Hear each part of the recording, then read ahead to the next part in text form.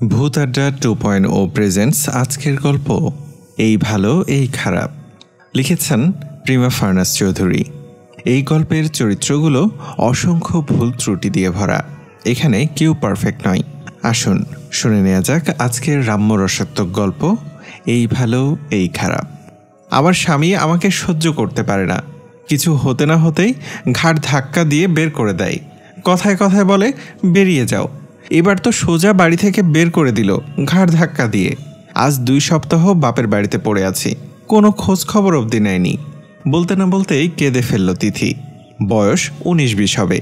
এইটুকুনি একটি মেয়েকে এইভাবে বাড়ি থেকে বের করে দেওয়াটা কি ঠিক হলো? এই ধরনের পুরুষগুলো কি যে চায় তারা নিজেও জানে না। তাসলিমা খাতুন বললেন, এমন কেন তোমার বর? তিথি গাল মুছে বলল, আমি গরিব ঘরের মেয়ে, তাই সহ্য করতে পারে না। কেমন জানি নাক ছিটকায় সব কিছুতে। অহংকারী মানুষ। কোনোদিন আমার বাপের বাড়িতে পা রাখেনি আমরা গরিব বলে। আমার বাবাকে বলে ছোট লোক। তাসলিমা খাতুন বললেন, এইসব মোটেও ভালো না। অহংকার পতনের মূল। তিথি বলল, আমি কাউকে কিচ্ছু বলি না, আমার বাবাকেও কিছু বলি না। উনি গালাগালি করেন বলে। একবার উনি গোলামের পুত বলে ডেকেছিলেন। সেই থেকে যোগাযোগ বন্ধ করে দিতে বলেছেন, কিন্তু আমি যোগাযোগ বন্ধ করিনি। তাই আমাকে আরেক দফা অপমান করলো। আমি কাকে কি বলবো বুঝে উঠতে পারছি না। আমার শাশুড়ি অতটা খারাপ না, কিন্তু ওনার ছেলের হয়ে কথা বলে প্রায় সময়। বলেন, তোমার শ্বশুর আমাকে রোজ মারত। এত বদমেজাজি ছিল, তারপরও আমি কি বাড়ি ছেড়ে চলে গেছি? স্বামীর ঘর করতে গেলে মাটির দলার মতো নরম হয়ে থাকতে হয়। তাসলিমা খাতুন বললেন, তোমার প্রতি তার কোনো টান নেই? তুমি বুঝতে পারো না? না, টান থাকলে আমি মারধর খেয়েও পড়ে থাকতাম ওই বাড়িতে। পড়ে থাকবই বা কী করে? আমাকে তো ঘাড় ধাক্কা দিয়ে বের করে দিল। মুখের ওপর গেট বন্ধ করে চলে গেল। দারোয়ানকে বলল গেট খুললে ওদের মুন্ডু কেটে নেবে। আমার গর্ভে বাচ্চা এসেছে, তাই আমি সিদ্ধান্তহীনতায় ভুগছি। আমার মামাতো বোন বলল বাচ্চা নষ্ট করে ফেলতে, তাহলে ডিভোর্স হয়ে গেলেও সমস্যা নেই। আমি কি করব বলুন? যাই হয়ে যাক, ওই লোকটার সাথে আর কোনোদিন বনিবনা হবে না আমার। যাদের সাথে সংসার করা যায় তাদের মতন না ওই লোকটা। এত অহংকার দম্ভ যে মাটিতে পা অবধি পড়ে না। কথায় কথায় বাড়ি থেকে বেরিয়ে যাও। কিছু খেতে না চাইলে এত আহ্লাদ আসে কোত্থেকে? এত ছোট লোকের মতো চলাফেরা কেন? এইসব কথাই জর্জরিত করে আমাকে। তাসলিমা খাতুন বললেন, তুমি আমার কাছে এসে ভালো করেছো। তুমি আমার কথা শোনো। বাচ্চার কথাটা জানিয়ে দাও তোমার হাজব্যান্ডকে। তিনি বললেন, জানে ভালো করে। তাসলিমা খাতুন অবাক হয়ে বললেন, জানার পরেও বের করে দিল? তোমার হাজব্যান্ডের সাথে কি অন্য কারো অ্যাফেয়ার চলছে? থাকলে তো ভালোই হতো, কিন্তু সবাই তো আমার মতো গর্ধব নয়। আমাকে পেয়েছে কপাল করে। ওরকম দাম্ভিক অহংকারী দামড়া গুন্ডার সাথে জেনে শুনে কেউ নিজেকে জড়াবে না। আমার বাবা কি দেখে যে এত টাকা পয়সা ধার দেনা করে বিয়ে দিল আমি জানি না। এখন কিছু বললে ফোনের ওপাশে গোলামের পুত বলে চিল্লাই, কিন্তু মেয়ে জামাইয়ের সামনে গেলে সেই নেংটি ইঁদুরের মতো পালাই পালাই করে। তাসলিমা খাতুনের হাসি পেল কথাটাই, কিন্তু উনি নিজের ভাবগম্ভীর্যতা ধরে রেখে বললেন, তোমার গায়ের রং শ্যামলা কালো, এটা বলে কি খোটা দেয় তোমাকে? তিতলি বলল, মা গো মা, খোটা দেবে কেন? আমার চেহারায় কি মায়া! তাই তো এতদিন একটু হলেও আদর সোহাগ পেয়েছি। আর সেও অত সুন্দর কোথায়?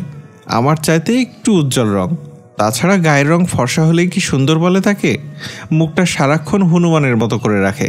আমাকে দেখলেই নাকটাকে এমনভাবে তুলে রাখে যেন আমি তরতাজা পায়খানা, আর পায়খানার তাজা গন্ধ তার চারপাশে ভরে গেছে। তাসলিমা খাতুন নড়ে চড়ে বসলেন, হাসলেনও।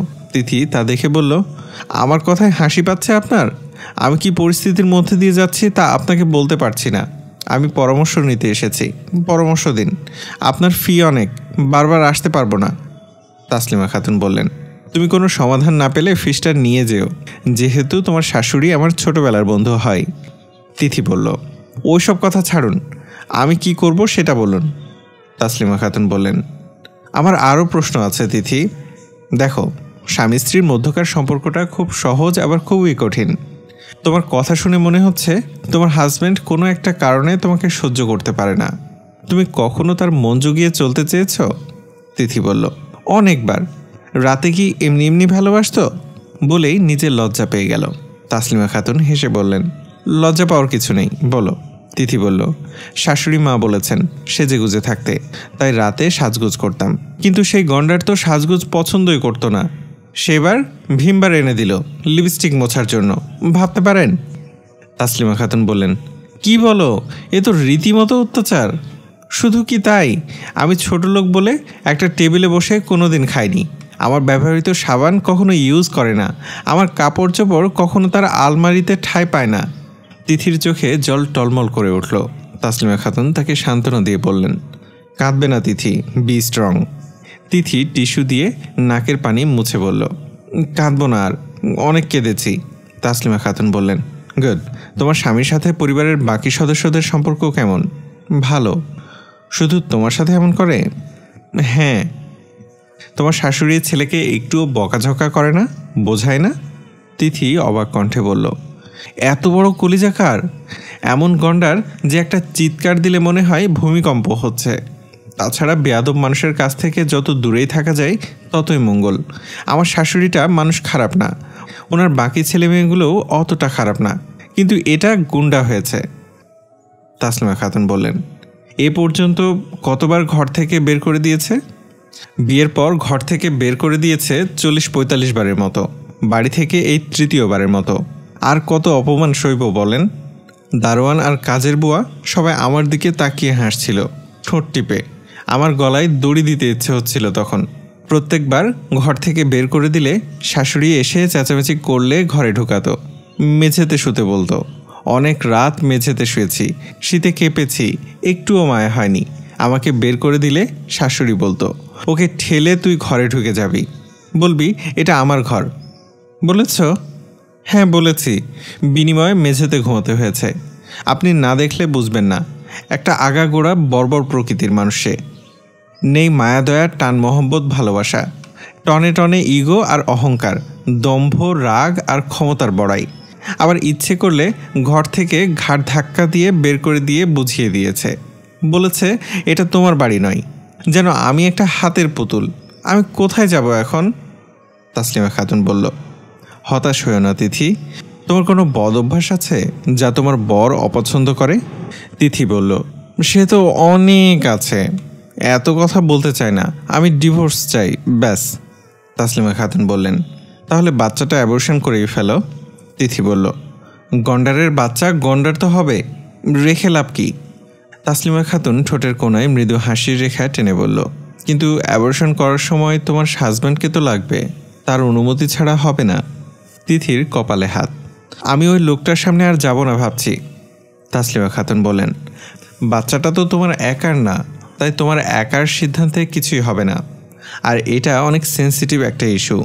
তিথি অনুরোধ করে বলল, আমার সিচুয়েশনটা বোঝার চেষ্টা করুন, আমি এখন শুধু আমার কথা ভাবছি।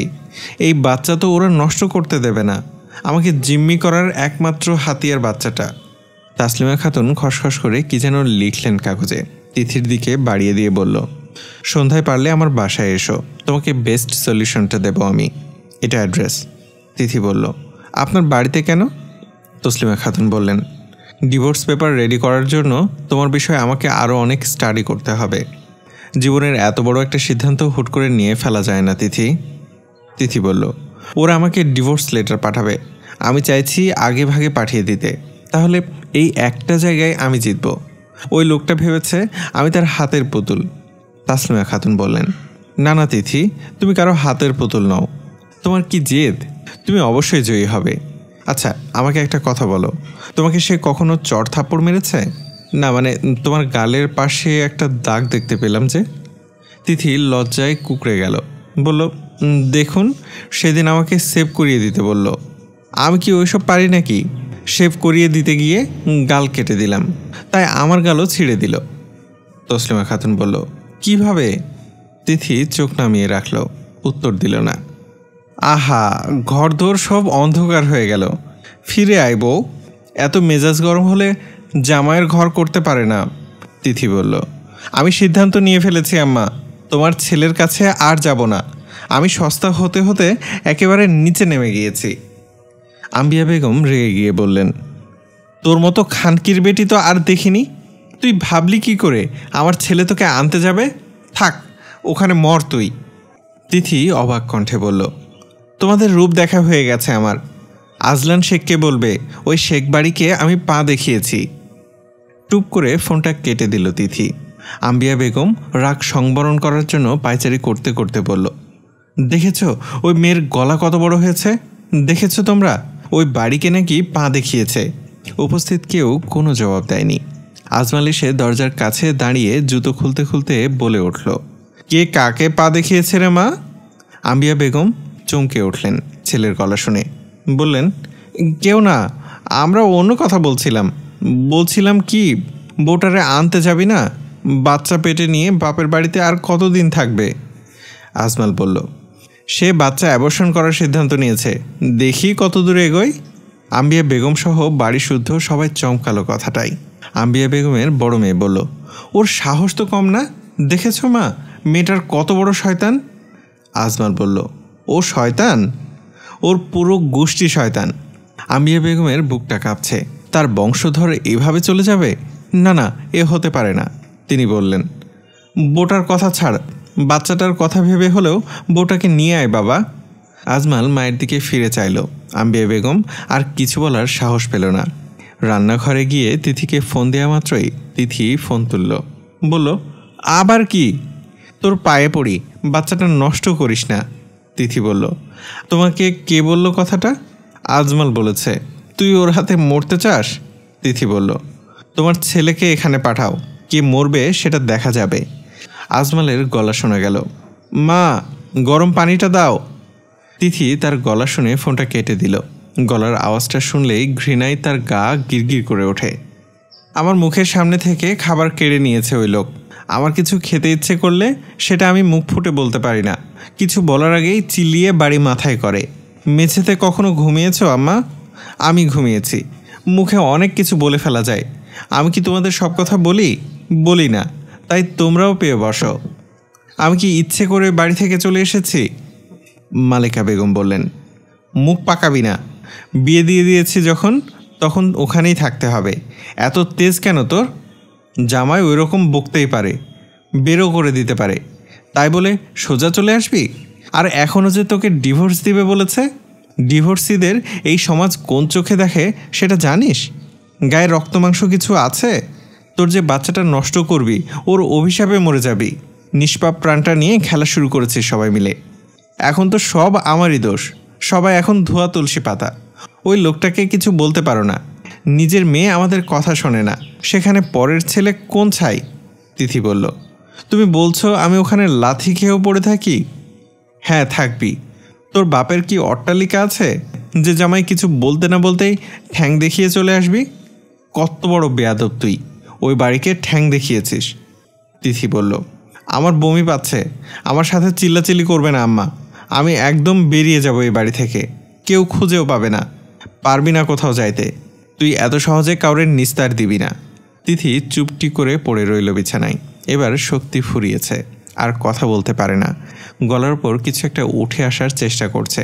এক দৌড়ে বেসিনের কাছে ছুটে গেল সে। গলগল করে বমি করতেই মালেকা বেগম ছুটে এসে পিঠে মালিশ করে দিতে দিতে তুষারকে ডাকলো, তোর আপার জন্য লেবু পাতা ছিঁড়ে নিয়ে আয় তো কয়েকটা। তুষার লেবু পাতা এনে দিল। তিথি সেগুলো নাকের কাছে কুচলে শুকতে শুকতে বলল, আমারে, আমি বোধহয় মরেই যাব। মালেকা বেগমের চোখ টলমল করে উঠল। মেয়েকে বুকে চেপে ধরে দোয়া পড়ে ফুঁ দিতে দিতে বলল, এমন অলক্ষণে কথা বলিস না তো। মা হওয়া কি মুখের কথা? এই জন্যই তো তোকে বলেছি ওই বাড়িতে চলে যেতে। ভালো মন্দ খেতে তো পারবি, শুধু 3 বেলা ভাত পানি খেলে হয় না, ফলমূলও খাওয়া লাগে। তোর বাপের এত হ্যাডাম আছে তোকে ফলমূল কিনে খাওয়ানোর? তিথি বলল, না না, আমি মরে গেলেও আমি আর ওই বাড়িতে যাব না। আমাকে 2 পয়সার দামও দেয় না, আমি 1 পয়সাও দেব না। তিথির বাবা মফিজুর রহমান মেয়ের জন্য ফুচকা নিয়ে এলেন আসার সময়। তিথি পই পই করে বলেছে, বাবা ফুচকা খেতে ইচ্ছে করছে, বেশি করে আনিও। মফিজ সাহেব তাই বেশি করে নিয়ে এলেন। তিথি বড় তৃপ্তি নিয়ে সেগুলো খেলো।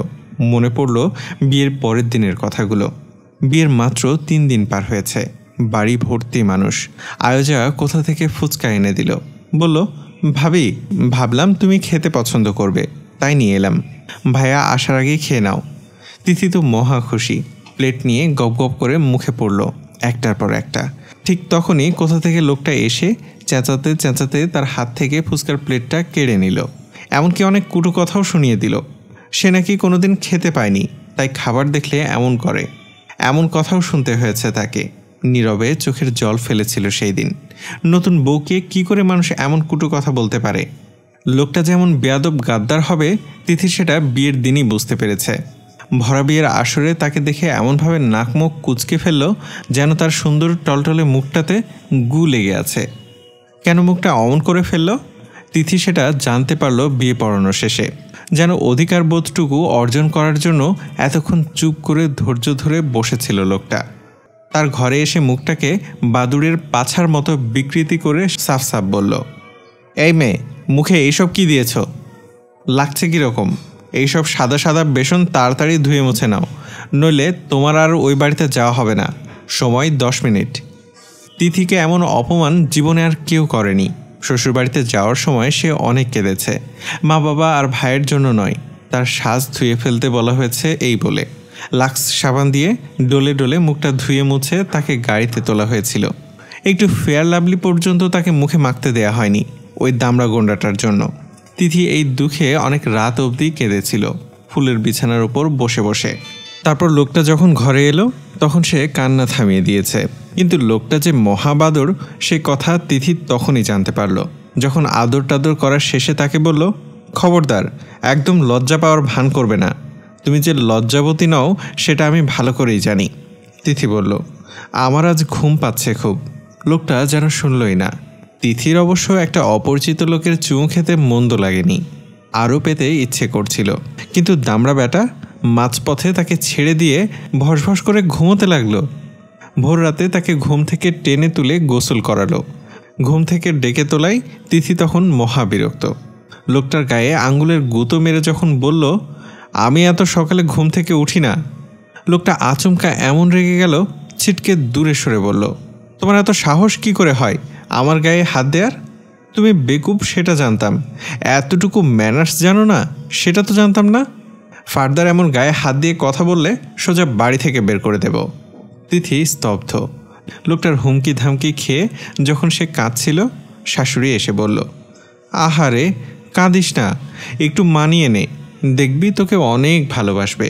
আর গায়ে হাত দিয়ে কথা বলিস না, নিজে নিজে আগ বাড়িয়ে কাছে যাস না, বুঝলি? ওর মতো করে চল। তিথি তখন কথাগুলো চুপটি করে শুনলেও মনে মনে ঠিক করলো, কচু, আমি কেন তার মনের মতো করে চলবো? আমার কিসের দায় পড়েছে? আমি কি অশিক্ষিত বোকারি নাকি? আমি হলাম এন্টার পাস মেয়ে। আমি গায়ে হাত দিতে না পারলে আমার গায়েও হাত দিতে আসুক। আর ঝামেলাটা লাগলো সেখানে। শাড়ির আঁচলটা ঠিকঠাক করে দেওয়ার বাহানায় তিথিকে ছুতে আসলে তিথি এক লাফ দূরে সরিয়ে গিয়ে বলল, নারী পুরুষ সমান অধিকার, বুঝলে? পারমিশন নিয়ে তবেই গায়ে হাত দেবে। লোকটা এমনভাবে গলা ফাটিয়ে এই চুপ বলল যেন সে সিনেমার ফাটা কেষ্ট, আর তিথি হচ্ছে রানু মণ্ডল। বিকেলে ডাক্তারের কাছে যাওয়ার জন্য বের হয়েছিল তিথি। বিশ্ববিদ্যালয় চত্বর পার হওয়ার সময় দেখল কপত কপতি পাশাপাশি বসে বাদাম আর ডালমুট খাচ্ছে, হাসছে, কথা বলছে। আহা, কি সুন্দর তাদের মন, কি সুন্দর জুটি। তার জীবনে এরকম কোনো মানুষ এলো না কেন? অথচ কলেজে ওঠার পর সে কত স্বপ্ন দেখত, সমবয়সী অথবা কলেজের সিনিয়র কেউ তার প্রেমে পড়বে, তাকে খুব সুন্দর নামে ডাকবে, হাত ধরে পাশাপাশি হাঁটবে, ভীষণ ভীষণ ভালোবাসবে। একটু চোখের আড়াল হলে পাগলামি শুরু করে দেবে, তাকে সুন্দর সুন্দর উপমা দেবে, বলবে তোমার গায়ের রং যাই হোক না কেন তুমি আমার চোখে দেখা সবচাইতে শ্রেষ্ঠ সুন্দরী। অথচ তার কপালে কি জুটল? একটা 28-29 বছর বয়সের বুড়ো খেচড়। না জানে প্রশংসা করতে, না জানে একটু মিষ্টি করে কথা বলতে, না জানে একটু সুন্দর নামে ডাকতে। সেই সব তো দূর, কোনোদিন তাকে নিয়ে শপিং মলে যায়নি, ডাক্তারের কাছে নিয়ে যায়নি, এমনকি রেস্টুরেন্টে তার পাশে বসে খায়ও নি, কারণ সে পাশে দাঁড়ালে মান সম্মান কমে যাবে। জীবনে যা চেয়েছিল কিছুই পেল না সে, যা চায়নি তাই পেয়েছে। যেমন মানুষ দেখে তার ঘৃণা লাগতো, তেমন মানুষ তার কপালে জুটেছে। একটু যত্ন আতির ভালোবাসা যা চেয়েছে কিছুই পায়নি, চেয়েছে সিনেমার হিরোদের মতো কাউকে। কপালে একেবারে ফাটাকেষ্ট জুটে যাবে কে জানতো। এদিকে ডাক্তার দেখানোর জন্য ওয়েটিং রুমে বসেছিল সে। কম্পাউন্ডার এসে বলল, ম্যাম, এখন আপনি যেতে পারেন। তিথি চেম্বারে ঢুকতেই দেখল মহিলা ডাক্তারটি তাকে আগাগোড়া পরখ করছে, কেমন রাগী রাগী ভাব। সব কি ফাটাকেষ্টর বাপের বীজ নাকি? নইলে সবখানে এমন মানুষ জুটে কেন? Abortion case? তিথি উপর নিচ মাথা নেড়ে বলল, জি। নাম? মাহবুবা মাহনুর তিথি। আপনার স্বামী কোথায়? মৃত। আপনাকে তো বিধবাদের মতো লাগছে না। তিথির দিকে সন্দিহান দৃষ্টিতে চেয়ে রইল ডাক্তারনি। তিথি বলল, আমি বাচ্চাটা চাই না, আমার পড়াশোনার ক্ষতি হবে। সেটা বাচ্চা নেওয়ার সময় খেয়াল ছিল না? তিথি ভড়কে গেল, বলল, বাচ্চা যে দিয়েছে তার দোষ, ওর সব আমার হাতে নেই। ডাক্তার মহিলাটি বলল, আপনার হাজব্যান্ড আজলান শেখ না?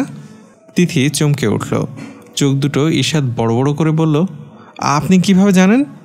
ওনাকে কেনা চেনে। দেখুন, আপনার হাজব্যান্ড একজন আইনের মানুষ, বাচ্চাটা তারও। আমি তাকে ছাড়া আপনাকে কোনো সলিউশন দিতে পারবো না, আমাদের ওপর চাপ আসবে।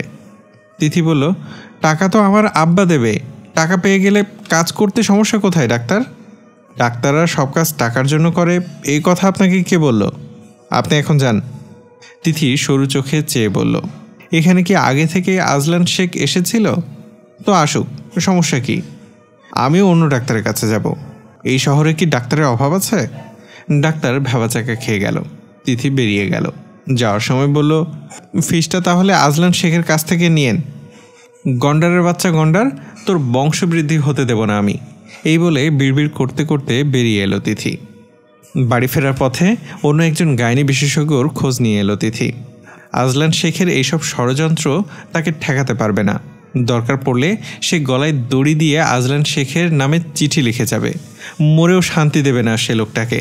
তাকে অসহায় অবলা পেয়ে দিনের পর দিন নির্যাতন করেছে, শারীরিক মানসিকভাবে। লোকটাকে সে কিছুতেই ক্ষমা করবে না। বাড়ি ফিরতেই মা হাসি মুখে দৌড়ে এসে বলল, হ্যাঁ রে তিথি, শোন না, জামাই ফোন দিছে আমার ফোনে, বলছে তোরে পাঠাই দিতে। ফোন দিয়েছে শুনে তিথি একটু খুশি হলো, কারণ আজলান শেখ এখন ভয় পাচ্ছে বাচ্চাটা হারিয়ে ফেলবে বলে। এমন ভয় তো দেখাতে চেয়েছিল তিথি। আর কি বলেছে? বলল গাড়ি যাবে, আপনাদের মেয়েকে বলুন তৈরি থাকতে, গাড়ি গেলে যেন উঠে পড়ে। মেয়েকে একটু ভালো বুদ্ধিশুদ্ধি দিন। বাবা মা মিলে মেয়েকে উস্কে দিলে ঘর তো ভাঙবেই। তিথি হা হা করে হেসে উঠে বলল, ফাটাকেষ্ট ভয় পাইছে আম্মা, বুঝলে? অনেক তো বাহাদুরি করলো। তুমি ফোন করে বলো আমি যাব না, কিছুতেই না। মালেকা বেগমের মুখখানা চুপসে গেল। বলল, জামাই যদি আসে তাও যাবি না? তিথি গালে হাত দিয়ে বলল, তবা তবা, কি বলো আম্মা? আজলান শেখ জীবনেও আসবে না আমাকে নিতে। তুমি কি জেগে জেগে স্বপ্ন দেখতেছ?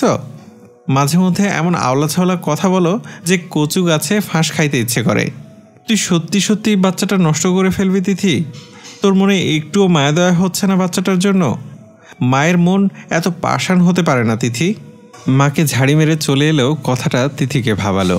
বিছানায় চিত হয়ে শুয়ে শুয়ে ভাবলো ওয়েটিং রুমে বসে থাকা ওই রুগীটার কথা। ওই মহিলার কিছুতেই বাচ্চা হচ্ছে না, তাই কত কষ্টে আছে। তিথির ভীষণ কান্না পেল, কিন্তু সে কাঁদল না। বাচ্চার খচ্চর বাপের কথা মনে পড়ায়। মালিকা ফোনটা কানে ধরে ঘরে ঢুকে এসে বলল, এই তিথি নে, তোর শাশুড়ি ফোন করেছে। তিথি মাথা তুলে চাইল, বলল, কথা বলার মুড নেই। মালিকা বেগম বললেন, হ্যাঁ বেয়ান দিচ্ছি, এই নে কথা বল, সালাম দে।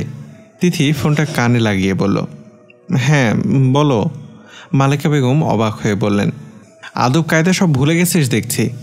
আহা, কথা বলতে দাও তো আম্মা। আম্বিয়া বেগম বললেন, দেখ বউ, তুই ভুল ভালো ওষুধ টষুধ খাবি না কিন্তু। আল্লাহর কসম লাগে, ওই বাচ্চার যদি কিছু হয় আমি নিজে বিষ খাবো। ওই বাচ্চাটা হোক, তারপর তোরা যা ইচ্ছা করিস। তিথি বলল, এইসব তোমার কথা নাকি তোমার ছেলের? আমার ছেলের কথা হবে কেন?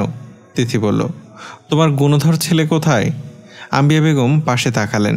উনি ছেলের ঘরে বসে আছেন। আজলান এক পায়ের ওপর অন্য পা লম্বা করে রেখে পিঠের নিচে বালিশ ঠেসে দিয়ে বসে টিভিতে নিউজ দেখছে। কোলের ওপরও একটা বালিশ। মনোযোগ কোন দিকে আম্বিয়া বেগম বুঝে উঠতে পারলেন না। বললেন, ওর ঘরে বসে টিভি দেখছে। তিথি বলল, শুনে খুশিতে মরে গেলাম, রাখো ফোন। আম্বিয়া বেগম বললেন, শোন না বউ, ও নিজেই বলেছে তোকে চলে আসতে, বাচ্চাটা হোক, তারপর এই ডিভোর্স খেলিস মা, আমার বাচ্চাটারে নষ্ট করিস না। তিথি বলল, ব্যাপারটা কি শাশুমা? ছেলের সামনে বসে এত ভালো করে কথা বলছেন, ছেলে সরলে তো খানকির বেটি ডাকতে দুবার ভাববেন না। আম্বিয়া বেগম থতমত খেয়ে বললেন, তুই একটা কথা বল, আসবি কি আসবি না? তিথি বলল, যাব না মানে যাব না, ব্যাস। আমাকে ঘাড় ধাক্কা দিয়ে বের করে দিয়ে আবার বলছে ফিরে যেতে। কেন, আমাকে কি কিনে নিয়েছ মা ছেলে মিলে? আম্বিয়া বেগম কিছু বলার আগে আজলান বলল, মা ফোনটা দাও। আম্বিয়া বেগম ফিসফিস করে বললেন, বকিস না বাবা, একটু বুঝিয়ে সুঝিয়ে বাড়িতে আনতে পারিস কিনা দেখ, তারপর ওই বেটির কি হাল করি আমি দেখ। আজলান ফোন কানে নিয়ে বলল, হ্যালো, শুনতে পাচ্ছ? তিথি চুপ করে রইল। মাকে খুঁজল। মালেকা বেগম বাথরুমে গিয়েছেন। তিথি তোতলাতে তোতলাতে বলল, হাগারার সময় পাইনি। আজলান আরও কয়েকবার হ্যালো হ্যালো বলতেই তিথি নেকি সুরে রোবট গলায় বলল, দুঃখিত, ফোনের মালিক এখন হাঁকতে গেছে, অপেক্ষা করুন, নইলে ফোন রাখুন। তিথি কথাটা বলা মাত্রই আজলান ঘর ফাটিয়ে চিৎকার করে উঠল, মেহবুব! আম্বিয়া কেঁপে উঠলেন, বুক ধরফর করে উঠল ওনার। বুকে হাত দিয়ে অগ্নিশর্মা ছেলের শক্ত মুখ পানে চেয়ে বিড়বিড় করে বললেন, লা হাওলা ওয়ালা কুওয়াতা ইল্লা বিল্লাহ। খানকির বেটি আবার কি বলে বসলো কে জানে, কেন যে আমি ওই মেয়েরে বউ করে আনতে গেলাম খোদা। তিথি ফোনটা কেটে দিয়ে চিত হয়ে শুয়ে পড়ল। জোরে জোরে হাসলো, মন থেকে হাসলো, মনের দুঃখে রসিয়ে রসিয়ে গাইল, দেখতে বর্বর কিন্তু আস্ত বর্বর, একটা জুটে গেছে কপালে, দেখতে হ্যান্ডসাম কিন্তু ফেলুরাম, ফেসে গেছি আমি অকালে। আম্বিয়া বেগম ধীরে সুস্থে জিজ্ঞেস করলেন, কি হলো রে, কি বলল আবার? আজলান ঘরের এক কোণা হতে ও কোণা অবধি চোখ বুজে পায়চারি করতে লাগলো। তার মাথার রগ দপদপ করছে। আম্বিয়া বেগম বললেন, ও আজলান, কি হলো বলো না। আজলান অনেকক্ষণ পর থামলো, রিমোট চেপে টিভি অফ করলো, ড্রয়ার থেকে চাবিটা হাতে নিল, বালিশের উপর থেকে ফোনটা হাতে নিল, আলনার উপর থেকে গ্রে শুট ভেস্টটা কাঁধে নিয়ে বেরিয়ে যেতে যেতে বলল, আমি আসছি। আম্বিয়া বেগম পিছু পিছু ছুটলেন, কোথায় যাচ্ছিস? ও আল্লাহ, কিছু তো বল বাবা। আজলান বলল, ওকে নিয়ে আসবো। এদিকে তিথির ভীষণ খিদে পেয়েছে। মাগরিবের পরপর ভীষণ খিদে পাচ্ছে ইদানিং। দুপুরের ভাত বেঁচে গেলে সে আসরের আজানের পর আবার খায়। আজকে খায়নি, তাই খিদে আরও জোরসে বেড়েছে। তরকারি পাতিলের ঢাকনা উল্টে দেখল, চিংড়ি মাছের ঝোল আর 3টে চিংড়ি রয়ে গেছে। সেই পাতিলে দুমোট ভাত মিশিয়ে মাখাতে মাখাতে 2-4 লোকমা পুড়ে দিয়েছে মুখে। তখনই কলিং বেল বেজে উঠল। তুষার আর বাবা নেই বাড়িতে, মা নামাজ পড়ছে। তিথি ভাবল হয়তো তুষার অথবা তার বাবা কেউ একজন এসেছে, তাই ভাত চিবোতে চিবোতে বাম হাতে দরজা টেনে দরজা খুলল। দরজা খোলা মাত্রই আজলানকে দেখে ভূত দেখার মতো চমকে উঠল। সাথে সাথে তার হাতটা শক্ত করে ধরে বলল, একদম চুপ, বলে গাড়ির দিকে টেনে নিয়ে যেতে আজলানের আর দেরি হয়নি। কোরবানির গরুকে যেমন টানে ঠিক সেইভাবেই টানতে টানতে নিয়ে যাচ্ছিল। তিথি বসে গেল আর না পারাতে। আজলান চোখ নিচু করে তাকে দেখল। তিথির ঠোঁটের একপাশে ভাত আর ঝোল লেগে আছে, ডান হাতে ভাত মাখা তো আছেই। দেখতে দেখতে বমি পেয়ে গেল তার। তিথি এতক্ষণ কথা বলতে পারছিল না, ভাত মুখে থাকাই। ভাতগুলো খাওয়ার শেষে হাতে লেগে থাকা ঝোলগুলো খেতে খেতে বলল, আচ্ছা ভাতগুলো খেয়ে আসি, আমার হাতে মাখা ভাতগুলো এখন কে খাবে? ওগুলো ফেলে দিলে অপচয় হবে না? তুমি তো অপচয় করা পছন্দ করো না। আজলান দাঁতে দাঁত চেপে তাকে হ্যাচকা টান মেরে তুলে নিয়ে গাড়িতে বসিয়ে জোরে গাড়ির দরজা বন্ধ করে বিড়বিড় করে বলল, কি দোষ করলাম জানি না, এমন একটা বস্তি কি করে জুটলো কপালে। সারা রাস্তাভর তিথি ঢেকুর তুলতে তুলতে এলো, একটু পানি পর্যন্ত খেতে দেয়নি গন্ডারটা, এত অত্যাচার করে তাকে। গন্ডারটা সন্ত্রাস দমনকারী চৌকস বাহিনীর সদস্য না হলে নারী নির্যাতন কেসে সে কবেই গারদে ভরে দিত। তারপর বলতো, নে মদন, এবার টান জেলের ঘানি, তুই করবি সন্ত্রাস দমন, নিজেই তো আস্ত একটা সন্ত্রাস। তিথির ঢেকুর বেড়েই চলেছে। আজলান গাড়ি থামিয়ে একটা পানির বোতল কিনে দিল, বলল, আর একটা কথাও বলবে না। তিথি বোতলের ছিপে খুলে মুখে বসিয়ে চুকচুক করে পানি খেতে খেতে আজলানের দিকে তাকালো। আদেশ অনুযায়ী কোনো কথা বলল না। লোকটার কালো কুচকুচে দাড়ি, গোফের ভিড়ে ঠোঁট দুটো যেন গভীর জঙ্গলের মাঝে হদিস না পাওয়া সেই গুহার মতো, খুললেই যেন গপ করে একটা আস্ত মানুষ গিলে ফেলার মতো ক্ষমতা রাখে। মনের দুঃখে তিথি আপাতত কিছুই বলল না। ঝগড়া করতে অন্তত দুজন মানুষ লাগে। একজন মানুষ আর কতক্ষণ একা একা ঝগড়া চালিয়ে যেতে পারে? তার মধ্যে তিথি আবার গর্ভবতী। তার এত শক্তি কোথায়? এদের পুরো শেখ গোষ্ঠীর কাজ হচ্ছে জুতো মেরে গরু দান করা। তাকে সেদিন অপমান করে বের করে দিল, আর আজ আবার গরুর মতো টানতে টানতে নিয়ে যাচ্ছে। শাশুড়িটাও সারাক্ষণ গালিগালাজ করে, আবার বিপদে পড়ে গেলে মিঠা মিঠা কথা বলে তাকে হাত করার চেষ্টা করে। সব কটা ভণ্ড। তিথির এ নিয়ে দুঃখ হলো। একটা ভালো মানুষ, ভালো পরিবারই তো সে চেয়েছে। এত বাড়ি গাড়ি দিয়ে কি হবে? এইসবকে সে কতবার ঠ্যাং দেখিয়েছে, তার হিসেব নেই। এইসব তো সে চায় না। একটা মিষ্টি মুখ বর চায়।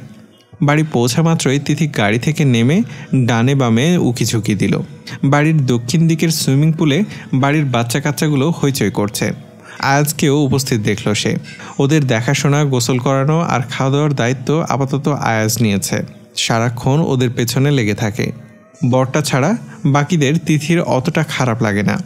বকলে, কথা শোনালে অত গায়ে লাগে না। কারণ দোষ তো তারও আছে। সে বিশ্বাস করে দোষে গুণে মানুষ। দোষ না থাকলে তাকে মানুষ বলে না, তাকে বলে রোবট। তিথিকে দেখে বাচ্চাগুলো ইতিমধ্যে চেঁচিয়ে উঠেছে। তাদের সাথে মিশলেও গন্ডারটার সমস্যা। ওর কাছে ঘেঁষতে দেয় না বাচ্চাগুলোকে, যেন ওর আশেপাশে থাকলে গায়ে গন্ধ লেগে যাবে। তিথির বড় অপমান লাগে সেই সব। আজলান বাচ্চাদের ডাকাডাকি চেঁচামেচি কানে না তুলে তার হাত ধরে টেনে নিয়ে গেল। তিথি ব্যথা পেয়ে বলল, আল্লাহ, কেমন লোহার মতো হাত! আমার হাড্ডি গুড্ডি ভেঙে গেল। আজলান ঘরে এসে তাকে ওয়াশরুমে ঢুকিয়ে দিয়ে বলল, দ্রুত গোসল করে নাও। তিথি বলল, আমার কাপড় চোপড় ফোন সব বাড়িতে। আজলান কাকে যেন ফোন করলো। মফিজুর রহমান ফোন তোলা মাত্রই বললেন, হ্যাঁ বাবা, ওকে এভাবে নিয়ে যাওয়াটা কি ঠিক হলো? আজলান বলল, অত ঠিক বেঠিক জানতে চাইনি। আপনার মেয়ের ব্যাগ, ফোন আর যাবতীয় জিনিসপত্র যা আছে সব আমাদের ড্রাইভারকে দিয়ে দেবেন। সে কিছুক্ষণের মধ্যে যাবে, রাখুন। মফিজ সাহেব বলে উঠলেন, ওর সাথে যদি একটু কথা বলতে পারতাম। মেয়েটা চলে গেল, মুখটাও দেখতে পেলাম না। আজলান বিরক্তিকর গলায় বলল, অসহ্য বলেই তিথিকে ফোনটা বাড়িয়ে দিল। তিথি একটু দূরে চলে গেল। ফিসফিস করে বলল, হ্যাঁ বাবা বলো। মফিজ সাহেব গর্জন করে উঠলেন, সবাই এখানে বলাবলি করছে ওই গোলামের পুত নাকি তোকে টানতে টানতে গাড়িতে তুলছে। হ্যাঁ, শালাকে আমি দেখে নেব। ও পেয়েছেটা কি? আমার মেয়ে কি হাতের পুতুল? আজলান ভেস্ট খুলে রাখতে রাখতে ভ্রু কুচকে তিথির দিকে তাকালো।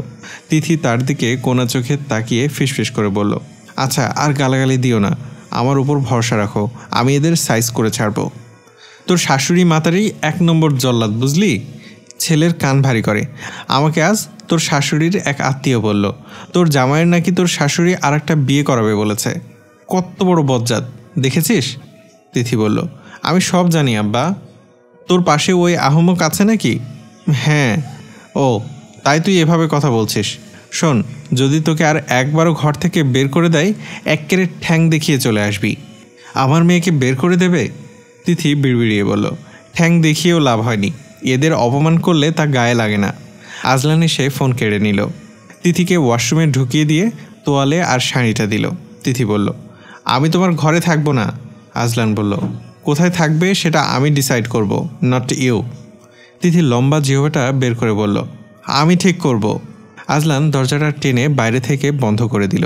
তিথি চেঁচিয়ে বলল, এই লোক, পেটিকোট ছাড়া শাড়ি পরা যায় নাকি? আজলান দরজা খুলে দিল, বলল, নিজে নাও। তিথি তার ড্রয়ার খুলে পেটিকোট বের করলো। ওয়াশরুমে ঢুকে আবারও কি মনে করে বের হলো। আজলান মেঝের দিকে তাকিয়ে দেখল মেঝেটা ভিজিয়ে ফেলেছে তিথি। সে চেঁচিয়ে বলল, এই, মাথায় মগজ বলতে কিছু আছে? তিথি ভরকে গিয়ে কপাল কুচকে চেয়ে বিড়বিড় করে বলল, এমন করে কে বেটা? ওমা, কি করলাম আমি? আজলান বলল, তুমি ভেজা পায়ে হাঁটছ, মেঝে ভিজে যাচ্ছে, দেখছো না? আবার কেন বের হয়েছ? তিতলি বলল, ওগুলো নেয়ার জন্য। আজলানের কপালে ভাঁজ পড়ল। কোনগুলো? তিথির লজ্জাবনত মুখ বলল, ব্লাউজ আর ওটা। আজলান বলল, তোমার যা যা লাগে সব একেবারে নিয়ে ওয়াশরুমে যাও। তিথি জোরে জোরে ড্রয়ার খুলে কাপড় চোপড় খুঁজে নিয়ে ওয়াশরুমে চলে গেল। গোসল সেরে বের হতেই দেখল লোকটা উদাম গায়ে বসে টিভি দেখছে, কিন্তু চোখ হাতের ফোনের দিকে। টিভিতে চোখ রাখা মাত্রই তিথির চক্ষু ছানা বড়া। একটা নেংটি মেয়ে কি বাজে পোশাক পরে কোমর দুলিয়ে দুলিয়ে নাচছে। তিথি রিমোটটা কেড়ে নিয়ে টপ করে বন্ধ করে দিয়ে বলল, বউ নাই তাই এতদিন ওইসব দেখেছিলে নাকি তুমি? আজলান ফোনে এতটাই ব্যস্ত ছিল যে চোখ তুলে তাকালো না। কাজ শেষে মাথা তুলে বলল, কি বললে? চেহারাটা এখন হনুমানের মতো বানিয়ে ফেলেছে, অথচ এতক্ষণ স্বাভাবিক ছিল। তিথি স্পষ্ট করেই বলল, নেংটি মেয়েগুলোকে দেখতে তোমার ভালো লাগে তাই না? কথাগুলো একটু আওয়াজ করেই বলল সে। বলার পর স্তব্ধ হয়ে গেল আজলানের প্রতিক্রিয়া দেখে। কি এমন বলল যে এভাবে দাঁত কটমট করতে হবে? বিছানা থেকে নেমে টি শার্টটা হাতে নিয়ে এমন ঝাড়া মারল তার মুখের সামনে, তিথির মনে হলো তার কলিজা ফুসফুস সব দোলে উঠল যেন। তারপর দাঁতের পেছনে নিজের জমকালো দাঁতগুলোকে পিষতে পিষতে বেরিয়ে গেল লোকটা। তিথি দরজার কাছে গিয়ে বলল, সদা সত্য কথা বলিবে, এই কথা যে বলেছে তার সাথে রাগ দেখাও। আমি তো জাস্ট সেটা করে দেখিয়েছি। আজব। আম্বিয়া বেগম ঘরে এসে বললেন, এই বাড়িকে ঠ্যাং দেখিয়েছিস না, তাও আবার এলি যে? তিথি হা হা করে হেসে বলল, তোমাদের লজ্জা শরম নেই? ঠ্যাং দেখানোর পরেও ঠ্যাং ধরে মাপ চেয়ে নিয়ে এলে কেন? বোঝো আমার দাম কত? আম্বিয়া বেগম অপমানিত হয়ে চেয়ে রইলেন। এই মেয়ে কিসের তৈরি বলতো? আমি কি তোর শত্রু? আমি চাই তুই ওর সাথে ভালো করে সংসার কর। নাতিপুতিতে ভরে উঠুক আমার ঘর দুয়ার। এত বড় বাড়ি ঘর ওদের জন্যই তো বানিয়েছি। তিথি শাশুড়ির কুচি ঠিক করতে করতে বলল, তোমার ওই রসকসহীন ছেলেকে আমার সাথে ঝুলিয়ে দিয়ে বহুত নাচা নেচেছ শাশুমা। রসকস নেই বলেই তো গরিব ঘরের মেয়ে এনেছি, নইলে তো মিস পারফেক্টকে খুঁজে নিয়ে আসতাম। আম্বিয়া বেগম বললেন, বেকুব মাথামোটা। ও ছোট থেকে ওই রকম গাদ্দার, তাই ওর জন্য একটা সাদামাটা বউ খুঁজে এনেছি, যাতে মুখে মুখে তর্ক না করে, ওর মন জুগিয়ে চলে। তুই এমন বোম্বে মরিচ হবি কে জানতো? তোকে প্রথম দেখায় তো মন্দ লাগেনি। তুই একটু ওর মনের মতো হয়ে চলতে পারিস না? তিথি বলল, অনেক মন জুগিয়ে চলেছি, আমার ডিসিশন ফাইনাল। বাচ্চাটা তোমাকে ধরিয়ে দিয়ে আমি এই বাড়িকে ঠ্যাং দেখিয়ে চিরতরে চলে যাব। আম্বিয়া বেগম তিথির মাথাটা ঠেলা দিয়ে বললেন, তোর মতো খানকি মেয়ে আমি আর জীবনেও দেখিনি। আজলান ঘরে আসতেই আম্বিয়া বেগম বেরিয়ে গেলেন। আজলান ফোনটা কানে চেপে ধরে তার সিক্রেট ড্রয়ারটাতে চাবি লাগালো। কথা বলতে বলতে দেখলো তিথি ব্লাউজটা শুধু টানছে। কোথায় একটা টান পড়েছে। অস্বস্তিতে তার চোখ মুখ তেতো হয়ে আছে। আজলান ফোনে কথা বলা শেষে বলল, সমস্যা কি তোমার? তিথির হাত থেকে তোয়ালেটা মেঝেতে পড়ে গেল।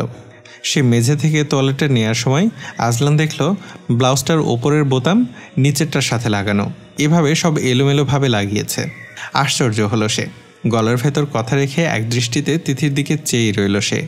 তিথি তোয়ালেটা বালতিতে ছুঁড়ে মারল। আজলানকে ওভাবে তাকিয়ে থাকতে দেখে কপাল কুঁচকে বালতিটা হাতে নিল, আবারও ফিরে চাইল। আজলানকে এভাবে চেয়ে দেখতে দেখে বিড়বিড় করে বলল, মনে হয় রাতের শয়তানটা গায়ে এসে বসেছে।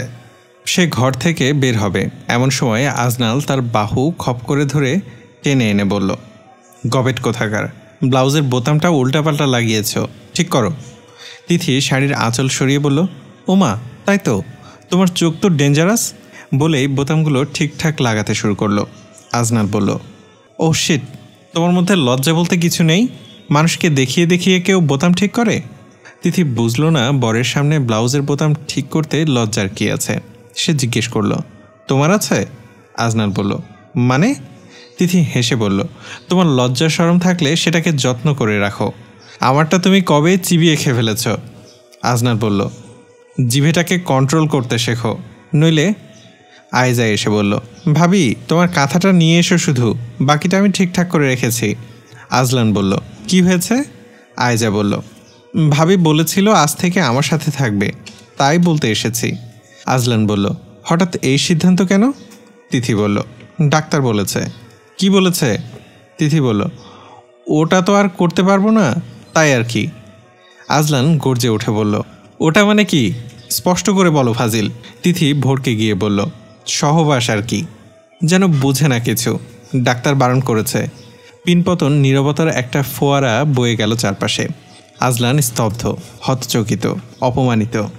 আয়জা লজ্জায় কোনো মতে পালিয়ে গেল। তিথি বলল, ডাক্তার পই পই করে বলে দিয়েছে বর ডাকলে একদম কাছে যাবে না, বলবে আমার কাছে বাচ্চা আগে। আজলান পাথরের মূর্তির ন্যায় চেয়ে রইল তার দিকে। তিথি খেয়াল করলো তার চোখ দুটো পিটপিটও করছে। র্যাপিড অ্যাকশন ব্যাটালিয়নের ডেপুটি ডিরেক্টর কোনো অস্ত্রযুদ্ধ ছাড়াই ভবলীলা সাঙ্গ করলো নাকি? পরে ভাবল, ধুর, ফাটাকেষ্ট চিল্লানি দিতে না পারলে এরকম পাথরের মতো শক্ত হয়ে চেয়ে থাকতো। কিন্তু জিভে থেকে পাকস্থলী অবধি সব গালাগালি ধমকাধমকি আর চিল্লাচিল্লি দিয়ে ভরা। তিথি বলল, আমি ডাক্তারকে কি বলেছি জানো? বলেছি কাছে এলেই মারবো, এখানে লাশ পড়বে শ্মশানে। বলেই একা একা হেসে উঠে বেরিয়ে যাবে, অমন সময় আজলান তাকে চেপে ধরে ঘরে ঢুকিয়ে ধপাস শব্দ করে দরজা দুটো বন্ধ করে দিল। তিথি চিল্লিয়ে উঠে বলল, আমি সদা সত্য কথা বলি, আজও তাই বলেছি। তিথির চেঁচামেচি শুনে আম্বিয়া বেগম ছুটে এসেছেন। দরজা ধাক্কা দিয়ে বলতে লাগলেন, তোরা কি শুরু করেছিস বলতো? শান্তিতে একটু বসতেও দিবি না? আজলান দরজা খুলে দিতেই আম্বিয়া বেগম আর আয়েজা ঘরে ঢুকে পড়ল। দুজনেরই চক্ষু ছানা বড়া তিথিকে দেখে, মুখে টেপ, হাত পা বাঁধা। তিথি পা দুটো লম্বা করে টেনে টিভিতে গোপাল ভাঁড় দেখছে। আয়েজা ঠোঁট টিপে হাসল। আম্বিয়া বড় বড় চোখ করে বললেন, কি করলি এটা? আজলান বলল, এই বাড়িকে নাকি ঠ্যাং দেখিয়ে চলে যাবে, তাই বেঁধে রেখেছি। আম্বিয়া বেগম তিথিকে জিজ্ঞেস করলো, এবার ভালো লাগছে তোর বজ্জাত মেয়ে? তিথি উপর নিচ মাথা দুটিয়ে জানালো, হ্যাঁ। আম্বিয়া বেগম অবাক কণ্ঠে বলল, হারামজাদি। তিথি কথা বলতে পারছে না, তাই চোখ দুটো টেরা করে তাকালো। আজলান ফোল্ডিং আয়রন টেবিলে তার ইউনিফর্মটা আয়রন করছিল। করার সময় ঘাড় ফিরিয়ে তিথির দিকে এক পলক তাকাতেই দেখলো সে টেরা চোখে তাকাচ্ছে। আয়েজা হাসছে। আম্বিয়া বেগম খ্যাপাটে চোখে চেয়ে আছেন। বললেন, উচিত হয়েছে, একদম ঠিক কাজ করেছে, থাক তুই এভাবে। তিথির চোখের আইরিশ ঘুরাতে লাগলো। আম্বিয়া বেগম কাছে মাথায় একটা চড় মেরে চলে গেল। আয়েজা গেল না, বলল, ভাইয়া খুলে দেই। আজলান আয়রন টেবিল ফোল্ড করে বলল, এত দরদ আসছে কোত্থেকে? আয়েজা মাথা নামিয়ে চলে গেল। তিথি আজলানের দিকে চোখ টেরা করে চেয়ে রইল। আজলান বলল, গাধাকে পিটালেও সে গাধায় থাকবে, তোমার ক্ষেত্রেও সেই দশা, থাকো এখানে পড়ে। গন্ডারের ঘরে একা থাকতে তিথির ভয় করে, তাই পা দিয়ে বিছানায় ধপাস ধপাস মারল তিথি। আজলান দরজা বন্ধ করে চলে গেল। বাইরে দাঁড়িয়ে ফোন আলাপ সারছিল সে। হঠাৎ সামির আর আভিরা ছুটতে ছুটতে এলো। বলল, মামা মামা মামানি কাত হয়ে পড়ে গেছে। আজলান ফোন সরিয়ে বলল, কোথায়? আম্বিয়া বেগম চেঁচাতে চেঁচাতে আসছেন। বাচ্চাটারে কি মারার পরিকল্পনা করতেছিস সবাই মিলে? ওরে ওভাবে বেঁধে রাখছস, ও গড়াতে গড়াতে পড়ে গেছে পালঙ্ক থেকে, গিয়ে দেখি ব্যথায় কোকাচ্ছে। আজলান ফোনটা পকেটে পুরে ঘরের দিকে পা বাড়ালো। আম্বিয়া বেগম চেঁচাতে চেঁচাতে বললেন, পরের মেয়ের কি দোষ দেব, আমার নিজেরটারই তো দোষে ভরা। আজলান গিয়ে দেখলো তিথি ব্যথায় কোকাচ্ছে। আয়েজা পায়ের বাঁধনটা খুলতে ব্যস্ত। আজলানের দিকে তাকালো না সে। আজলান বলল, গবেট কোথাকার, গড়তে গিয়েছ কেন? পড়ে যাবে সেটা জানতে না? তিথি জবাব দিল না। আয়েজা পায়ের বাঁধন খুলে দিতেই তিথি পা নামালো। আয়েজা বলল, কোথাও ব্যথা পাচ্ছ? পিছু পিছু আম্বিয়া বেগম এসে বলল, পেটে লাগেনি তো বউ? এ সময় কত সতর্ক হতে হয় মেয়েদের, আল্লাহ তোমাদের কেন যে বুদ্ধিশুদ্ধি দেয় না। তিথি কারো কোনো কথার জবাব দিল না, বেরিয়ে গেল ঘর থেকে। হাঁটতে গিয়ে কঠিন ব্যথা অনুভব করলো কোমরে, কিন্তু কাউকে কিছু বলল না। কাউকে দুর্বলতা দেখাতে নেই, এদেরকে তো নয়ই। তাকে হাঁটতে দেখে আজলান বড় সড়ো শ্বাস ফেলে বলল, হুদায় টেনশন করছো, ওর কিচ্ছু হয়নি। আম্বিয়া বেগম বললেন, ওর সাথে যেমন তেমন করতে পারবি না কিন্তু আজলান, বাচ্চাটার কিছু হলে আমি তোদের ছাড়বো না একদম। রাতের খাওয়া দাওয়া শেষে তিথি আয়েজার কাছে চলে গেল। আয়েজা বলল, তুমি তোমার ঘরে চলে যাও ভাবি, ভাইয়া আমার উপর ক্ষেপে যাবে। তিথি বলল, তো আমি কি করব? আয়েজা বলল, ভাইয়া আমাকে বকবে। তিথি বলল, কিছু হতে না হতেই আমাকে মেঝেতে ঘুমোতে বলবে। আমি অনেক সহ্য করেছি, এখন আমার সাথে আমার বাচ্চা আছে, আমাকে কিছু বলা মানে আমার বাচ্চার অপমান। কিছু বলবে না, চিল মোডে থাকো। আয়েজা বলল, সামনে তোমার ইনকোর্স পরীক্ষা দেবে না? জানি না বলেই তিথি কাঁথা মুড়ি দিয়ে ঘুমিয়ে পড়ল। এবার ব্যথাটা ক্রমশ বাড়ছে। উফ কি জ্বালা রে, কোমরের হাড্ডি বোধহয় গেল ভেঙে। সকালে ঘুম থেকে উঠে খেয়াল করলো মেঝেতে পা বসাতে অবধি কষ্ট হচ্ছে, এতটা ব্যথা করছে কোমরে। কোনো মতে পা টিপে টিপে ঘরে গিয়ে দেখলো ঝকঝকে তকতকে মেঝে, বিছানা। ইউনিফর্ম পরে মাথার চুল ঠিকঠাক করছে আজলান শেখ। তিথি এসেছে দেখে ঘাড় ফিরিয়ে তাকালো। তিথি ব্রাশে টুথপেস্ট লাগিয়ে নিল, ব্রাশ করতে লাগলো। এত শব্দ করে কুলি করতে লাগলো যে আজলানের বিরক্তির সীমা রইল না। কাতকুত করে গলা পরিষ্কার করতে লাগলো, যেন গলা নয় ইটের কারখানা। আজলান বেরিয়ে গেল। তিথি মুখ মুছতে মুছতে আয়নার সামনে দাঁড়িয়ে হালকা করে কোমরের দিকে উন্মুক্ত করে দেখল ফুলে গেছে সেটা। কি টনটনে ব্যথা! আজলান তখনই ঘরে প্রবেশ করতেই তিথি চেঁচিয়ে উঠে বলল, ছি! আজলান তার টুপিটা নিতে ভুলে গিয়েছে। সেটা হাতে নিয়ে তিথির দিকে তাকিয়ে বলল, সমস্যা? তিথি আয়নায় আজলানের দিকে চেয়ে বলল, বিরাট সমস্যা।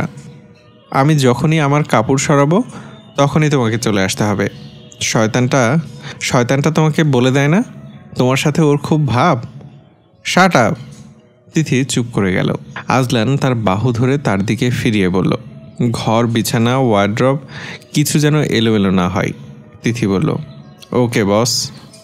আজলান বলল, অ্যাডভোকেট তসলিমা খাতুনকে বলে দিয়েছি পেপারটা যেন আর 9টা মাস পরে দেয়। তিথি চেঁচিয়ে বলল, ডিভোর্স পেপার? আজলান বলল, হ্যাঁ। তিথি বলল, সত্যি সত্যি ডিভোর্স দেবে আমাকে? আজলান বলল, জাস্ট শাট আপ। ওনার কাছে তুমি গিয়েছো, সো উনি যা বলেছেন আমি শুধু তোমাকে তাই বলেছি। সব কিছুতে আমাকে ইনভলভ করাটা বন্ধ করো। অ্যান্ড ইউ নো হোয়াট, তুমি একটা অসহ্য বাদর। তিথি বলল, আরে না না, বাদর না, গন্ডারনি। আজলান বলল, মানে হচ্ছে গন্ডারের বউকে তো গন্ডারনি বলে। আজলান কণ্ঠ একটু খাদে নামিয়ে বলল, তোমাকে আমি এই বাড়ি থেকে চিরতরে বের করে দিতাম। পারছি না কেন জানো? Just because you are my so called wife and mother of my child. Tithi বলল, আর কিছু? আজলান বলল, আমি এসে যদি দেখি তুমি সব কিছু এলোমেলো করে ফেলেছ, তাহলে সোজা বাড়ির বাইরে, তোমার জায়গা বস্তিতে। তিথি মুখ বাঁকিয়ে বলল, বস্তির জামাই। আজলান কাজে চলে গেল। তিথি রমলা চাচির সাথে তালে তাল মিলিয়ে রান্নাঘরে কাজবাজ করে নিল। রমলা চাচি একমাত্র তার দুঃখ বোঝে। বলল, তুমি আইলা কেন এই বাড়িতে? তুমি যখন ছিলা না তোমার নামে কত কি বলছে সবাই মিলে। কি বলেছে? রমলা ফিসফিস করে বলল, তোমার জামাইরে আরেকটা বিয়া করাইবো বলছে। তিথি হেসে উঠে বলল, এরকম হলে আমার চাইতে বেশি খুশি কেউ হবে না, বুঝলে? রমলা চাচি অবাক কণ্ঠে বলল, তুমি হাসতাছো বউ? জামাই যখন অন্য কাউরে সোহাগ কইরা কথা বলবো তখন দেখবা কেমনটা লাগে। তিথি হাসতে হাসতে বলল, কি যে বলো না, আমার জামাই জীবনেও সোহাগ কইরা কথা বলতে পারবে না। ওই বেটা সেসব জানে নাকি? রমলা চাচি বলল, বাচ্চা পেটে আসছে, তারপরও এইসব কথা বলবা? তিথি বলল, দেখো চাচি, বাচ্চা পেটে আসার জন্য প্রেম ভালোবাসার দরকার পড়ে না, বুঝলে? তুমি দেখো কত মানুষের সংসার হয়ে যাচ্ছে প্রেম ভালোবাসা ছাড়াই। জগতের নিয়মই তাই, সবাই সংসার করছে, একসাথে ঘুমোচ্ছে, বাচ্চা নিচ্ছে, তাদের মানুষ করছে। ভালোবাসা থাকে গুটি কয়েক দম্পতির মধ্যে, ওরাই আসল সুখী, বুঝলে? রমলা চাচি বলল, তুমি তোমার জামাইরে ভালো টালো বাসো না? তিথি ব্যঙ্গ করে বলল, পারি না, আজকেই ছেড়ে যাই। আবার বলো ভালোবাসা? ভালো কাকে বাসা যায় জানো? যে ওইসবের মূল্য দেবে। তুমি কারোর জন্য একটু রান্না করলে সে তোমার রান্নাটা খেলো না, তোমাকে অবজ্ঞা করলো, তার প্রতি তোমার ভালোবাসা আসবে?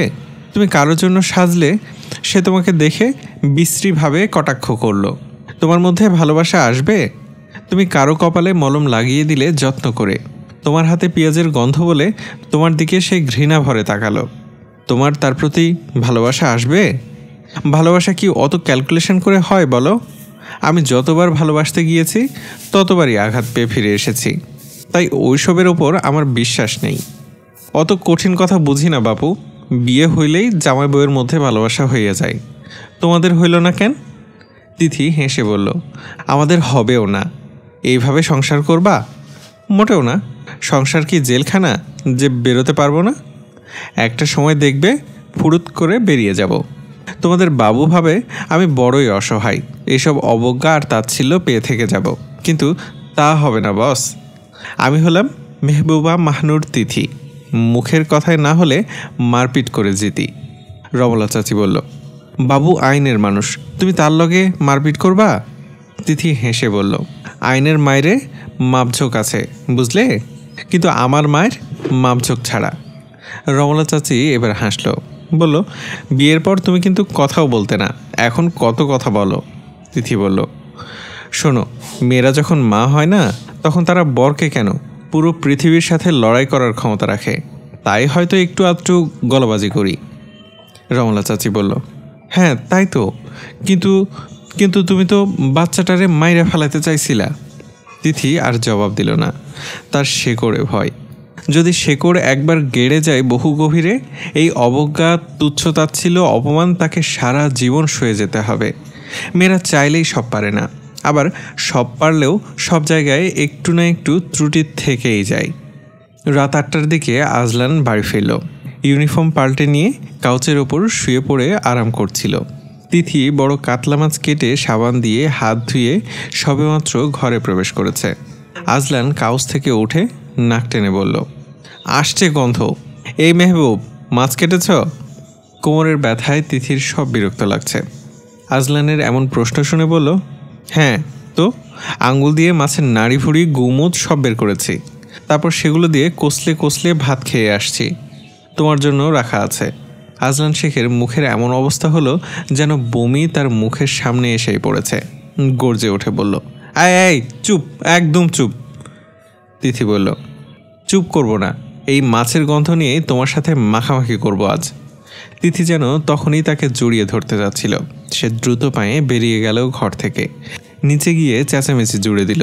তিথি পা টিপে টিপে নিচে যেতেই আতিফা বলল, ভাইয়া এসব পছন্দ করে না জানো তো, তারপরও বলতে যাও কেন? তিথি বলল, সেটা আমার আর ওনার ব্যাপার, তুমি সেখানে নাক গলাচ্ছ কেন? আম্বিয়া বেগম বললেন, সবে মাত্র বাড়ি ফিরেছে, তুই একটু শান্তিতে ওকে বসতেও দিলি না। তিথি বলল, তোমার সামনেই তো সাবান দিয়ে ডলে ডলে হাত ধুলাম, তোমার ছেলে বলে আমার গায়ে নাকি আসছে গন্ধ। আম্বিয়া বেগম আর কিছুই বললেন না। আতিফা বলল, মাছ কাটার সাথে সাথে তোমাকে ভাইয়ার সামনে যেতে হবে কেন? তিথি বলল, আমি আমার বরের কাছে কখন যাব সেটা তুমি বলে দেবে। আয়েজা বলল, আপু তুই কেন ভাবিকে বকছিস? ভাইয়ার দোষ আছে, এত খুদ ধরলে আমার নিজেরও রাগ লাগবে।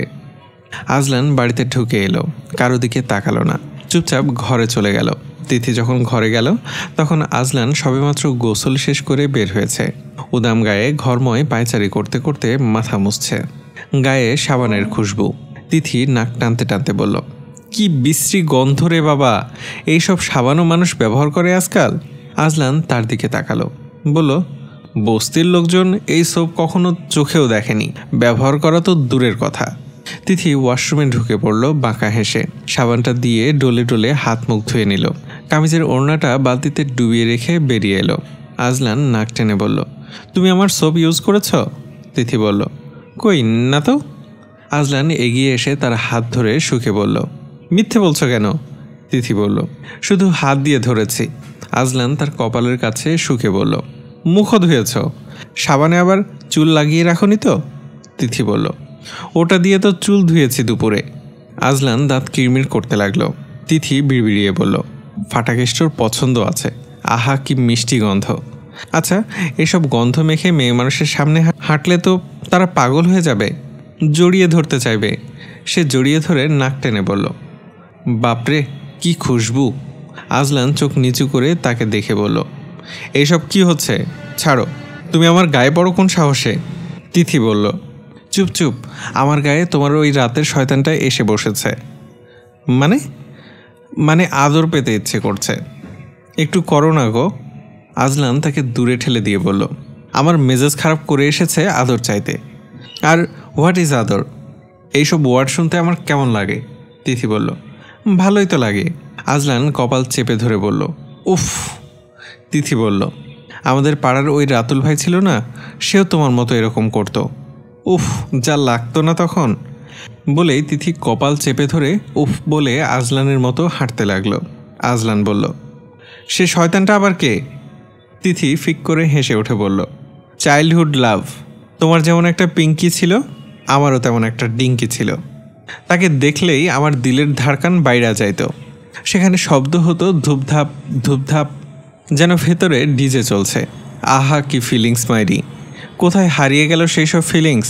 কপাল একটা ফাটাকেষ্ট জুটে গেল, আর আমার সেই সব ফিলিংসের মায়েরে বাপ হয়ে গেল। বলতে না বলতেই বেসিনের কাছে ছুটে গিয়ে গল গল করে বমি করলো তিথি। পানির ঝাপটা মেরে ঢলে পড়তে পড়তে দেয়াল ধরে দাঁড়িয়ে পড়ল বহু কষ্টে। আজলানের দিকে চেয়ে বলল, তুমি যতগুলো চুমু খেয়েছো সব এখন বের হচ্ছে।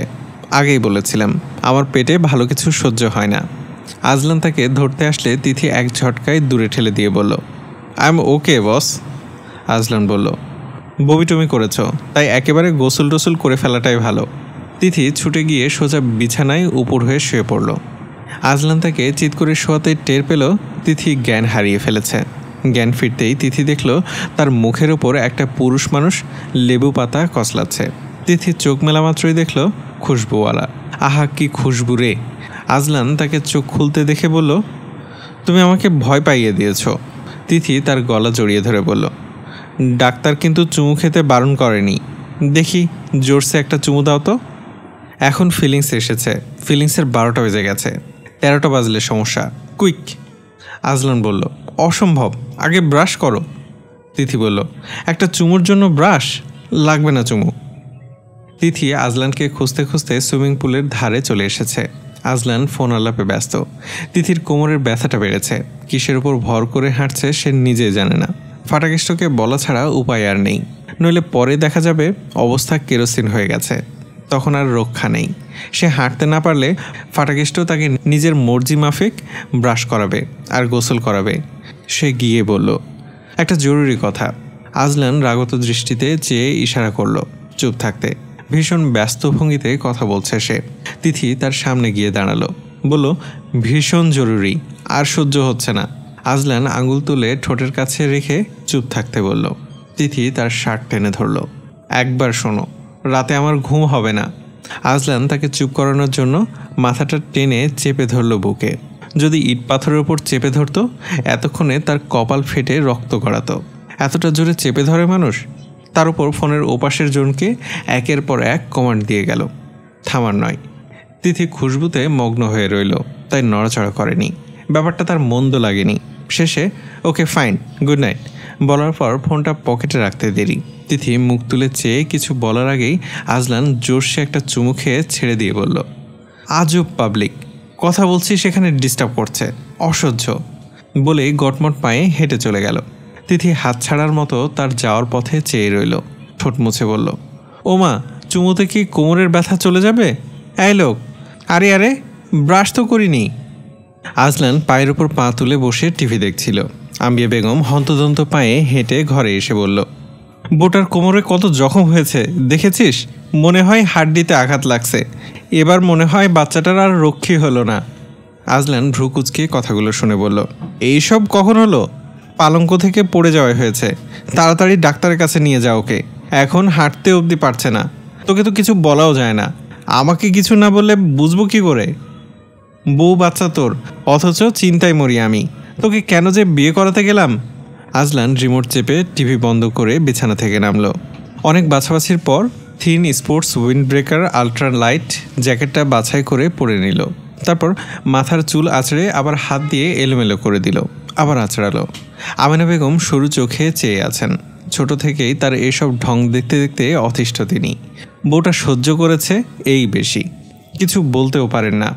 আজলান পারফিউম স্প্রে করে ফোনটা পকেটে ভরতে ভরতে বের হলো। আয়জাকে ডেকে বলল, ওকে বোরখা পরিয়ে দে, মইনকে গাড়ি বের করতে বল। আম্বিয়া বেগম তার পিছু পিছু এসে বললেন, তুই ওকে ডাক্তারের কাছে নিয়ে যাচ্ছিস?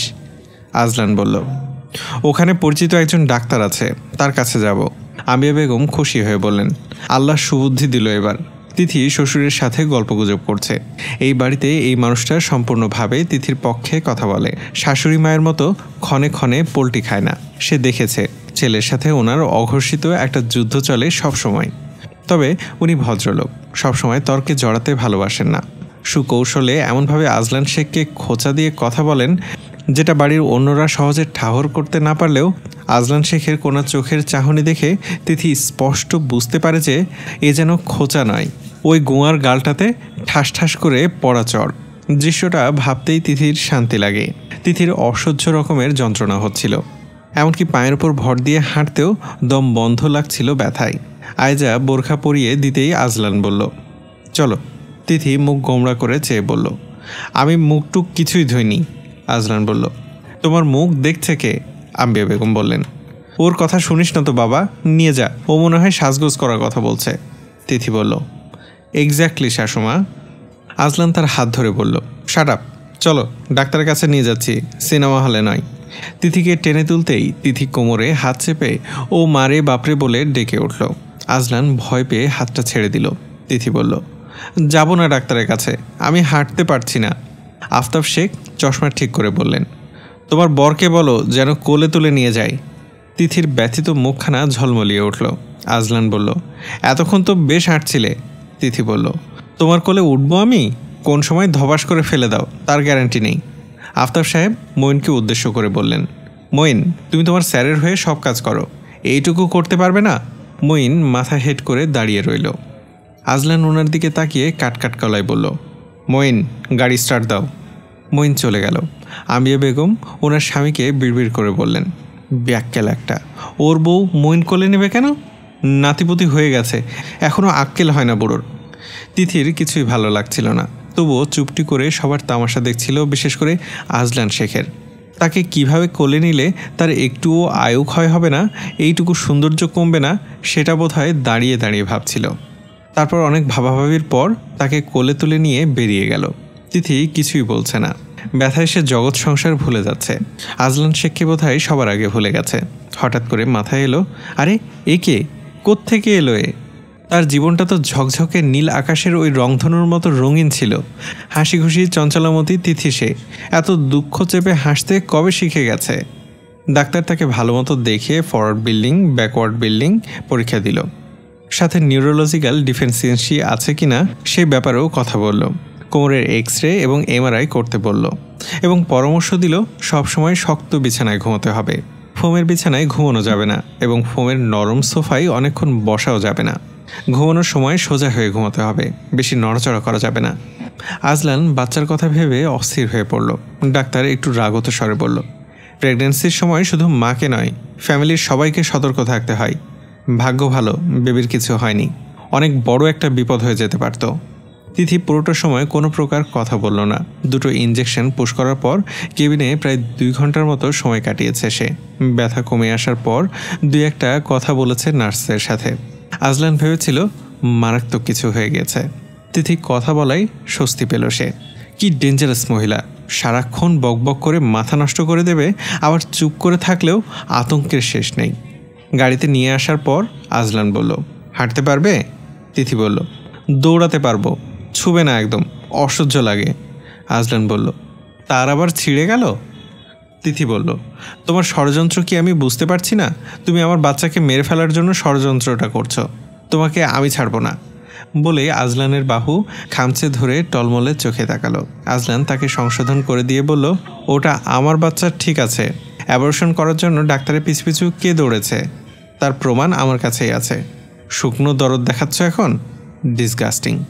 একদম চুপ থাকো, বেশি কথা বললে এখানে রেখে চলে যাব। তিথি মুখ ভার করে রইল। ব্যস্ত শহরে এই কোলাহল তিথির একটুও ভালো লাগছে না। হঠাৎ হঠাৎ জীবনটাকে বেশ পানসে লাগে, যেন কোথাও একটুও স্বস্তি নেই, শান্তি নেই, আনন্দ নেই। জীবনে ভালোবাসার মানুষ থাকার চাইতে ভীষণ করে ভালোবাসতে পারার মতো একটা মানুষ দরকার হয়, যাকে খুব করে মন থেকে ভালোবাসতে ইচ্ছে করে। তিথির জীবনে এরকম কেউই আসেনি। না তাকে কেউ ভালোবেসেছে, না তার কাউকে ভালোবাসতে ইচ্ছে করেছে।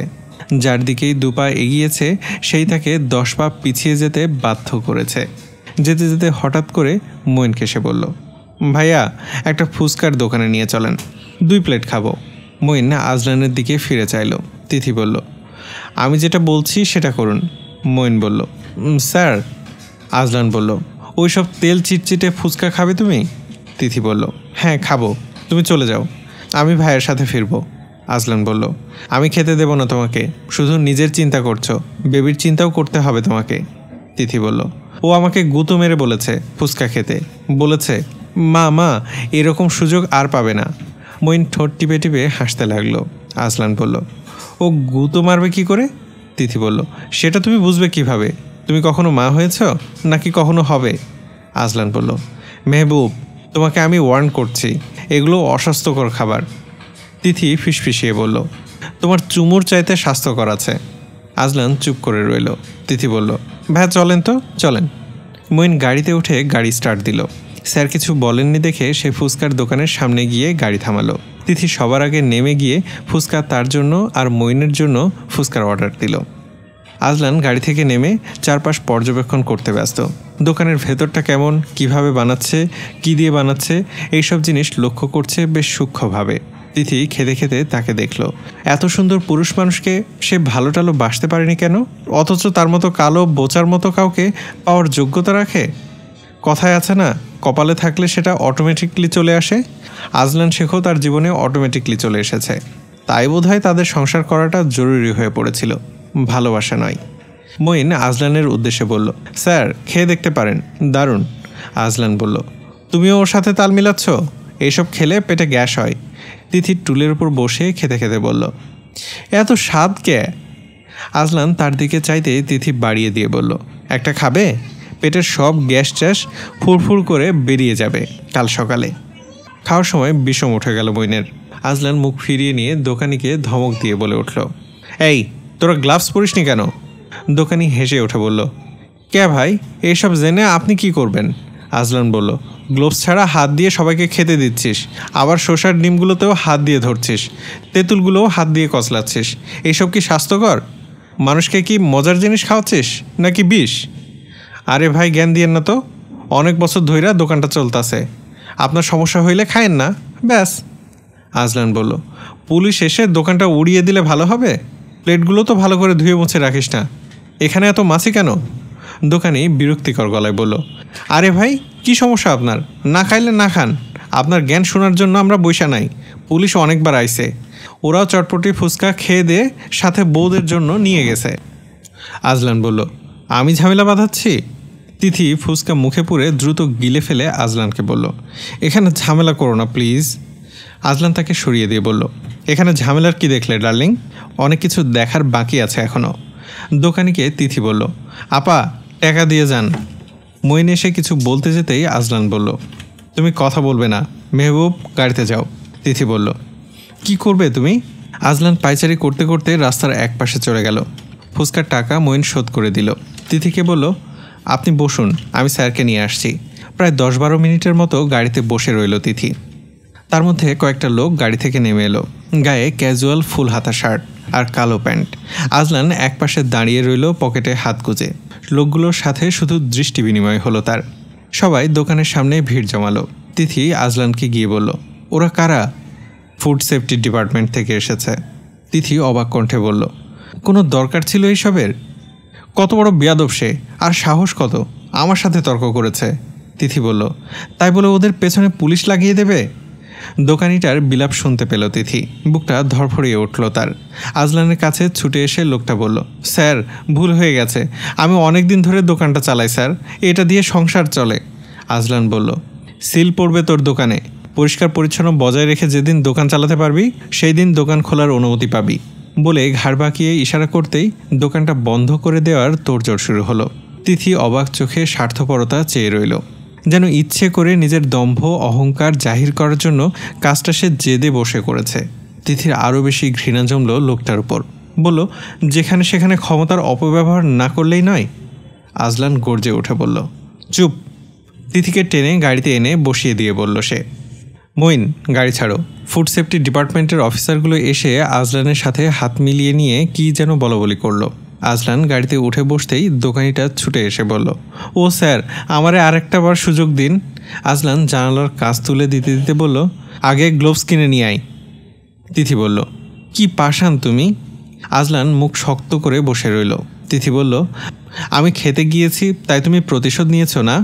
এত কিছু যখন বুঝতে পারো তখন আমার সাথে পাল্লা দিতে যাও কেন? তিথি ঘৃণায় মুখ ফিরিয়ে নিয়ে বলল, তোমার সব দম্ভ একদিন ভাঙবে। আজলান বলল, আমার মতো মানুষের দম্ভ আছেই বলে তোমাকে এখন অবধি তেলাপোকার স্যুপ খাওয়ায়নি কেউ। তিথি চুপ করেই রইল, রাগে তার মুখ দিয়ে যেন কথা বের হচ্ছে না।